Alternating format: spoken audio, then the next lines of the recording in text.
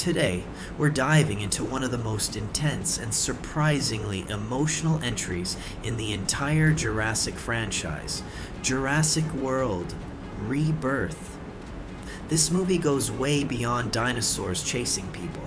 It mixes scientific ethics, survival horror, and a brand new threat that changes everything we thought we knew about genetic engineering in this universe.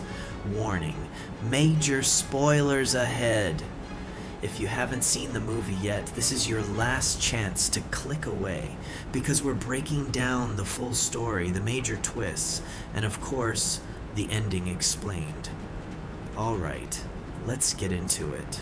The movie kicks off 17 years earlier on the isolated InGen facility at Ile Saint-Hubert, where we meet scientist Williams, who's part of a secret program creating mutated dinosaurs.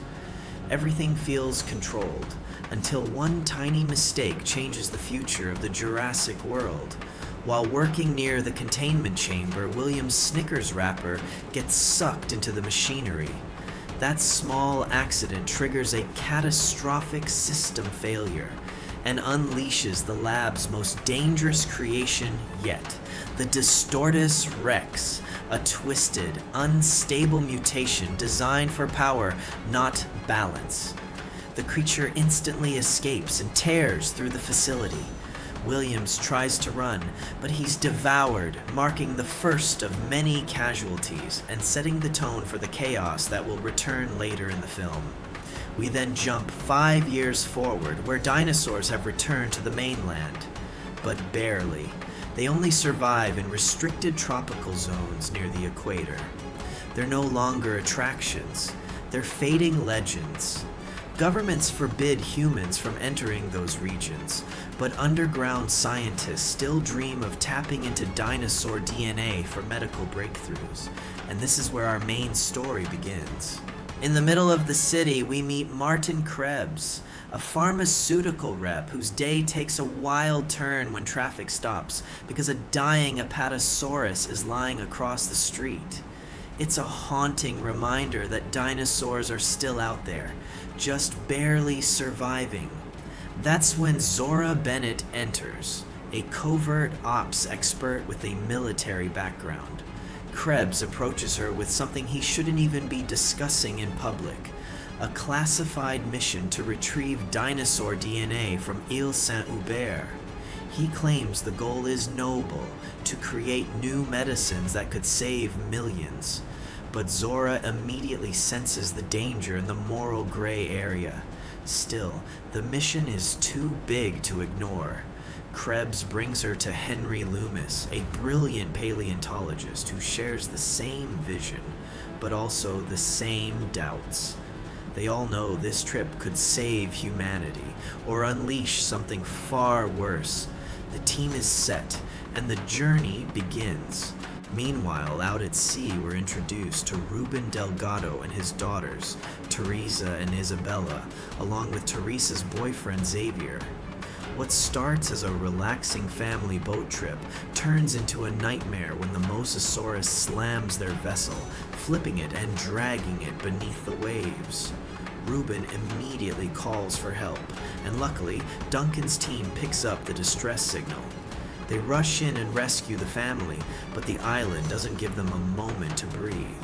As they regroup and catch their breath, the ground trembles.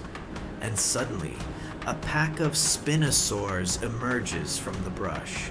In one horrifying moment, Nina, one of the team members, is dragged away and killed. This is the first major sign that their mission is not just dangerous, it's nearly suicidal.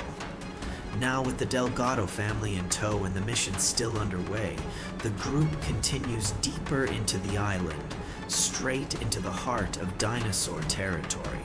As the surviving team pushes toward extraction, everything falls apart at once.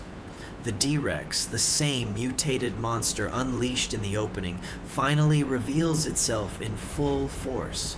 It destroys the helicopter, wipes out most of the crew, and even hunts Krebs down, ending his selfish agenda for good. In the chaos, Henry Lumis barely survives long enough to grab the precious DNA samples, the very thing they risked everything for. Meanwhile, Duncan sacrifices himself to distract the D-Rex, firing a flare and leading the creature away so the others can escape. It's one of the film's most emotional moments, cementing Duncan as the mission's quiet hero. Zora, Henry, Reuben, and the remaining survivors finally make it to the boat at dawn, escaping the island just as the D-Rex closes in. But once they're safe, the real question emerges. What do they do with the DNA?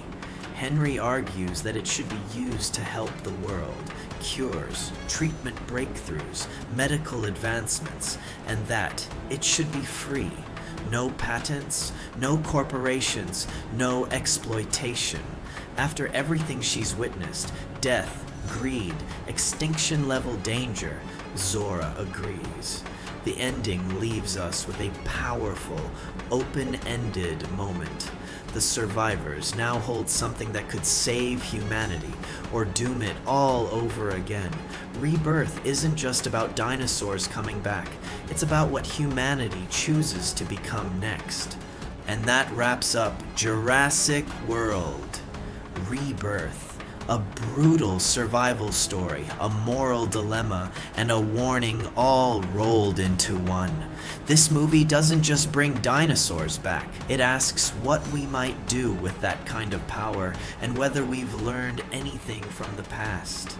If you enjoyed this breakdown, hit that like button, subscribe, and let me know in the comments.